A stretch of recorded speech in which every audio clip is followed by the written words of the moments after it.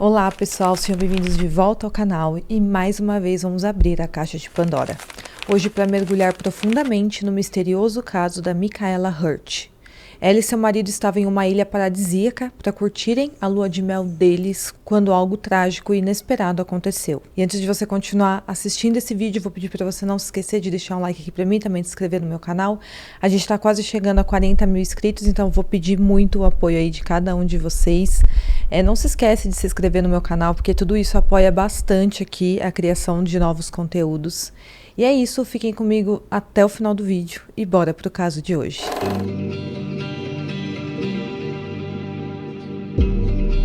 Micaela Hurt nasceu em 31 de dezembro de 1983, na pequena cidade de Ballygawley, no condado de Tyrone, localizado na Irlanda. Filha de Marianne e do Michael Hurt. Eles eram uma família bastante conhecida na região porque o pai dela era o gerente do time de futebol Tyrone. Ele esteve nesse cargo por 18 anos e era conhecido por ser o treinador de maior sucesso na história do país. A Micaela frequentou a escola primária de Malac e depois se formou em educação, se tornando assim uma professora. E como seu pai era muito engajado nesse meio de futebol, esse se tornou o tema dominante da família. O Mike vivia e respirava futebol, e com isso ele acabou influenciando a Micaela a ser da mesma forma. Ela acabou investindo bastante nos esportes e com isso ela se tornou ainda mais próxima do seu pai. Além disso, ela participava de concursos de beleza. Ela, com 21 anos, ganhou o concurso do Festival Internacional Rosa de Tralee em 2004, que é um evento celebrado entre as comunidades irlandesas em todo o mundo, e com a popularidade do seu pai e também com suas participações em concursos de beleza, ela se tornou uma celebridade do país. Ela aparecia frequentemente em programas de TV para dar entrevistas, e ela era uma pessoa muito carismática e o público gostava bastante dela. A Micaela, então, com 22 anos, conheceu um rapaz chamado John McAvery. Eles se conheceram em 2005 em um pub. Eles se interessaram um pelo outro logo de cara e aí eles se apaixonaram. 5 anos depois, eles se casaram. Ele era um jogador de futebol irlandês e capitão do time. E eles pareciam um casal muito feliz e bem-sucedido. E aí, durante o namoro, as coisas se tornaram bem sérias entre os dois, e em 30 de dezembro de 2010, apenas um dia antes do aniversário de 27 anos da Micaela, eles se casaram em uma pequena igreja no condado de Tyrone. E eles eram vistos como um casal bem poderosos, onde o John era um ótimo jogador de futebol e a Micaela uma ótima professora e vencedora de concursos de beleza. E esses concursos não dependiam apenas da beleza exterior dela, mas também dependiam das concorrentes serem simpáticas e boas embaixadoras. E nisso a Micaela sempre ganhava. E então, como a maioria dos recém-casados, a Micaela e o John viajaram para a lua de mel. O destino escolhido foram as Ilhas Maurício, localizada no Oceano Índico, e lá é conhecido pelas praias e lugares paradisíacos. Eles ficaram hospedados no Legends Hotel, na cidade de Grand Galway. Esse hotel fica localizado em uma praia no norte das Ilhas Maurício. E é um resort de luxo 5 estrelas com uma piscina com vista para o Oceano Índico e cercado por piscinas, florestas, palmeiras e praias. E é um lugar muito lindo. Eles chegaram na ilha em 8 de janeiro de 2011 e foram para o extremo norte da ilha onde ficava o resort reservado. No dia seguinte, eles foram vistos pela câmera de segurança reservando um dia de spa no resort. Eles estavam prontos para aproveitar a lua de mel naquele lugar maravilhoso, celebrando o amor e também o compromisso firmado de passar o resto de suas vidas juntos. Porém, nem mesmo em seus piores pesadelos, eles jamais imaginariam que a vida juntos duraria apenas mais 24 horas. Dia 10 de janeiro de 2011, amanheceu outro dia lindo naquela ilha. Tava um calor de 29 graus e esse era o terceiro dia de lua de mel. O John ganhou no pacote do resort uma aula de golfe e enquanto ele estava fazendo essa aula, a Micaela ficou esperando por ele na beira da piscina do hotel. À tarde, o casal foi almoçar em um dos restaurantes do resort chamado Deibanian Pub Bar and Grill e depois de terminar o almoço, eles combinaram de tomar chá juntos antes de continuar o resto do dia. E para acompanhar o chá, a Micaela foi ao quarto buscar uma caixa de chocolates que estava guardada, que eles tinham ganhado. Enquanto isso, o John ficou aguardando ela no restaurante. E, estranhamente, os minutos se passaram e a Micaela não voltava. Passaram-se meia hora e nada dela aparecer. O John resolveu ir procurar por sua esposa porque ele já estava ficando preocupado, afinal de contas o quarto deles era bem próximo ali do restaurante, então não tinha por que ela demorar tanto assim. Ele então voltou para o quarto onde eles estavam, bateu na porta, mas ninguém respondeu. Dentro do quarto estava um silêncio completo, como se ninguém estivesse lá, mas prestando um pouco mais de atenção, o John ouviu o som do que parecia uma torneira aberta. Ele tinha esquecido a chave do quarto na piscina, então ele não conseguia entrar no local. Ele então foi até a recepção do hotel para pegar outra chave para poder acessar o quarto. Ao voltar para o quarto e finalmente conseguir abrir a porta, ele se deparou com uma cena horrível. O corpo da Micaela estava flutuando na banheira cheia de água. Uma tragédia tinha acontecido durante um dos períodos mais felizes da vida de um casal. E o que aconteceu a seguir foi tudo muito confuso e acabou prejudicando muito a investigação. Os policiais levaram mais de meia hora para chegar e mais de uma hora para isolar a cena do crime. Nesse meio tempo, dezenas de pessoas entraram e saíram do quarto, e isso incluía médicos da equipe do hotel e até mesmo pessoas que estavam hospedadas no local. Além disso, eles tiraram o corpo da Micaela de dentro da água e colocaram no corredor do hotel. E como sempre, nesses casos, o marido foi colocado como principal suspeito logo de início. Mas essa teoria logo acabou sendo descartada. E em 24 horas de investigação, 3 funcionários do hotel foram presos. E eles eram Avinash Tribhuwan, Sandeep Monia e Raj Trikoi. E depois de algum tempo reunindo evidências, o que os investigadores acreditavam que tinha acontecido no dia dos fatos era que às 2h42 da tarde, alguém que tinha acesso aos quartos entrou no quarto do casal. E isso foi comprovado através do programa de vigilância da chave do quarto, que na verdade não era bem uma chave, era aquele cartão que os hotéis disponibilizam para ter acesso ao quarto, que seria, na verdade, o cartão-chave magnético. Ficou registrado que o cartão de um supervisor de serviço do hotel havia acessado o quarto nesse horário. A desconfiança é que essa pessoa tenha acessado o quarto para roubar tudo o que tinha lá, as joias e também dinheiro, e a teoria que comprova isso é que foi encontrada uma impressão digital na porta do guarda-roupa que dá acesso ao cofre do quarto. Mas o que pode ter acontecido é que, para surpresa desse ladrão, a Micaela entrou inesperadamente no quarto para buscar aquela caixinha de bombom. E isso seria às 2h44 da tarde, 2 minutos depois. Provavelmente o ladrão se assustou e tentou se esconder. Mas se você parar para pensar, se um faxineiro fosse pego dentro de um quarto de hotel, não teria problemas para ele se disfarçar. Era só ele fingir que estava limpando ou arrumando o quarto. E por isso a desconfiança dos investigadores é que um zelador ou então um segurança estava dentro do quarto. E por isso ele não teria como justificar estar ali dentro. O ladrão ou os ladrões que estavam lá decidiram se esconder no banheiro no momento que viram a porta ser aberta, com a esperança de que ela não entrasse no banheiro. Mas provavelmente ela aproveitou para usar o banheiro naquela ocasião e se deparou com os criminosos. Nesse momento eles decidiram tirar a vida dela. Eles a imobilizaram, apertaram seu pescoço até ela parar de respirar, depois colocaram o corpo dentro da banheira e abriram a torneira. E outra desconfiança é que isso foi feito para parecer que ela tinha se afogado de forma acidental. E então, às 3h26 da tarde, o John se deparou com aquela cena horrível. E os acusados eram o Avinash, um faxineiro de 32 anos que trabalhava no hotel, o Sandeep, que era um supervisor de 42 anos, e o Raj, de 33 anos, que também era um faxineiro do resort.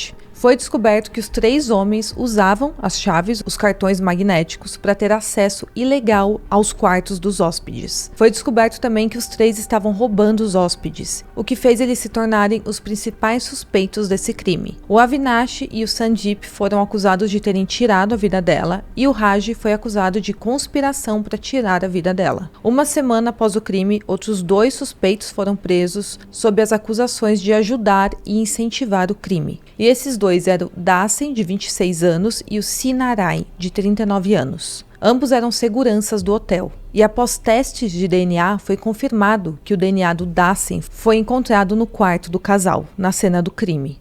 Porém, é aqui que as coisas começam a ficar confusas, porque posteriormente o Dassen falou que seu DNA foi encontrado ali porque ele tentou ajudar após o corpo da Micaela ser encontrado. Ele falou que escutou os gritos do John pedindo ajuda e correu até o quarto naquele momento. E quando ele entrou, ele falou que pegou uma toalha para ajudar o John a tirar o corpo dela da banheira. Já o Sinarai foi acusado porque a polícia acreditava que seu cartão-chave tinha sido usado para acessar o quarto. Os investigadores também acreditavam que esses 5 homens faziam parte de uma quadrilha de roubo, que trabalhavam juntos há algum tempo para obter acesso aos quartos dos hóspedes, roubarem todos os seus pertences e depois dividir os lucros. Então, aparentemente, a quadrilha funcionava da seguinte forma: enquanto alguns deles tinham acesso e entravam nos quartos, outros ficavam vigiando caso alguém aparecesse.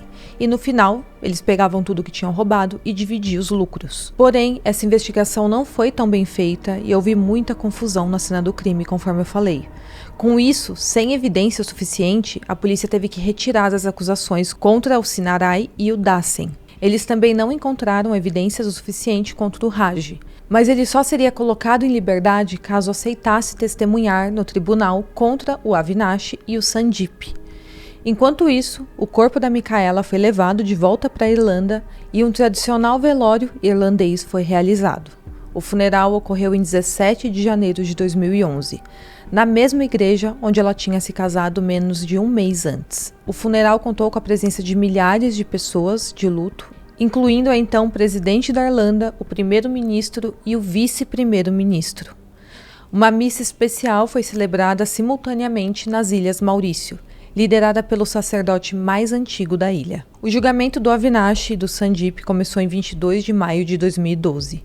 A equipe de investigação de crimes graves da Força Policial das Ilhas Maurício enfrentou muitas críticas pela forma como investigou o caso. Além disso, o Avinash tinha assumido o crime na primeira semana de investigação, mas posteriormente ele alegou que a confissão foi feita depois de passar 3 longos dias sendo espancado pelos policiais. Além disso, um teste de DNA feito por um perito forense descobriu que não havia vestígios de DNA dos 2 homens acusados ou dos outros 2 suspeitos no corpo ou na cena do crime. Então só havia vestígios do Dassen no local do crime, mas ele tinha ajudado o marido da Micaela logo após o crime, então era justificável o DNA dele ser encontrado no local. E a pergunta era: com base em que esses homens estavam sendo acusados, já que não havia nem sequer o DNA desses homens na cena do crime? Os advogados de defesa alegaram que uma câmera de segurança do hotel capturou o momento em que é visto a Micaela e o John discutindo pouco antes dos fatos.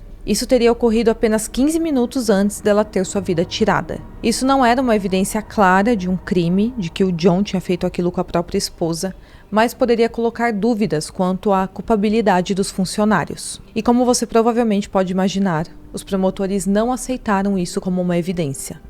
Além disso, um comissário assistente da polícia confirmou que aquele casal não se tratava do John e da Micaela, e sim de outros 2 hóspedes que tinham vindo da Alemanha. Portanto, essa filmagem acabou sendo rejeitada pelo tribunal. Ainda assim, a defesa queria de alguma forma culpar o John pelo crime, mesmo que ele tivesse um álibi consistente e mesmo que não houvesse menor dúvida de que ele não estava envolvido no crime. A ideia da defesa era apenas colocar a dúvida na cabeça dos jurados, para assim os acusados serem inocentados. Além disso, a defesa também tentou jogar a reputação da Micaela, da vítima, na lama. Eles sugeriram que ela poderia ter morrido durante uma fantasia sexual com um homem desconhecido. Então eles sugeriram que durante a lua de mel ela teria ido para o quarto com um homem desconhecido enquanto seu marido a aguardava no restaurante e teria tido sua vida tirada ali. E o que não faz o menor sentido. O Raj, para receber total imunidade, aceitou testemunhar contra os acusados. E ele afirmou que por volta das 2h45 da tarde, antes da Micaela ter a sua vida tirada, ele tinha visto um carrinho de limpeza com o nome do Avinash do lado de fora do quarto do casal. Ele disse que quando estava se afastando do local, ele ouviu a voz de uma mulher gritando de dor. Ele então falou que nesse momento correu e se escondeu no quarto mais próximo que tinha dali, e depois disso ele disse que viu o Avinash e o Sandeep saindo do quarto do casal. Ele falou que eles pareciam bastante nervosos e preocupados. Ele falou que tentou confrontar os 2, mas foi ameaçado caso contasse o que viu ou ouviu a alguém. E como você pode imaginar, esse caso foi um momento crucial nas Ilhas Maurício. Isso porque nos países que dependem do turismo, há um forte desejo de garantir que todos os turistas se sintam bem seguros em suas férias. A última coisa que esses lugares querem é ter um criminoso livre nas ruas, colocando a vida dos turistas em risco, e com isso afetando diretamente a economia do país. Então, após esse caso que teve uma repercussão enorme, todos sentiam a pressão naquela ilha.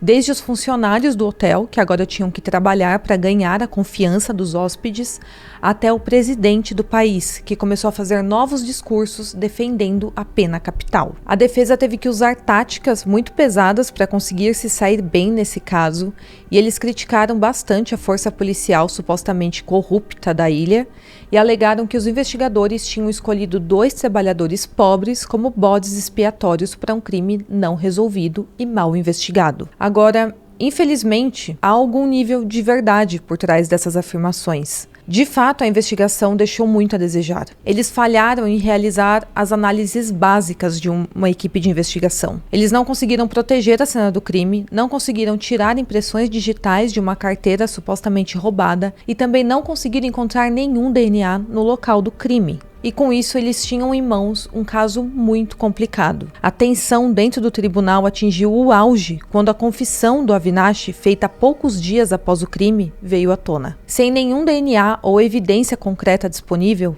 essa confissão, que tinha sido feita por escrito, era a prova mais contundente disponível para a promotoria. Porém, como eu falei, depois ele negou o crime e falou que essa confissão tinha sido feita mediante brutalidade policial. Então ficou a dúvida se a confissão tinha sido verdadeira ou não. Ninguém poderia ter certeza se era ou não uma confissão feita de forma natural ou então uma confissão feita forçada. Por um lado, o Avinash tinha sido examinado clinicamente depois da confissão e tinha sido constatado que ele não tinha sofrido nenhum ferimento, mas por outro lado, o seu relato da tortura que ele sofreu pelos policiais parecia muito preciso para ser algo inventado. Em 12 de julho de 2012, o juiz disse ao júri para eles não se preocuparem com o efeito de qualquer veredito na reputação do país. Ele lembrou aos 6 homens e 3 mulheres que compunham o júri que eles não eram políticos e que não era a função deles proteger a imagem do país. Ele disse, abre aspas, disseram que o caso afetará a imagem da Ilha Maurício, mas esse não é o papel de vocês. Vocês não devem se deixar influenciar por isso. Vocês não são políticos. Tem que se basear no que aconteceu. Fecha aspas. O julgamento inicialmente tinha sido planejado para ser encerrado no prazo de 2 semanas, mas na verdade durou quase 2 meses para tudo ser apresentado ao júri. Porém, depois que tudo foi apresentado, após apenas 2 horas de deliberação, o júri chegou à decisão por unanimidade. O Avinash e o Sandeep foram considerados inocentes. Com o veredito, a família da Micaela e do seu marido ficaram arrasadas. Depois de quase 7 longas semanas de julgamento, eles sentiram que nenhuma justiça havia sido feita. O John e a família Hurt tinham certeza de que o Sandeep e o Avinash eram de fato os verdadeiros criminosos. Então, com o veredito, veio uma grande frustração para as famílias. O governo da ilha, após o veredito, emitiu uma declaração lamentando o ocorrido e dizendo que tomariam novas ações para capturar os verdadeiros criminosos. Enquanto isso, alguns irlandeses iniciaram uma campanha na internet apelando ao boicote ao turismo nas Ilhas Maurício, que, como eu falei, era um dos principais pilares da economia da ilha. A ideia era nenhum irlandês visitar a ilha até que a justiça fosse feita. Em 15 de julho de 2012,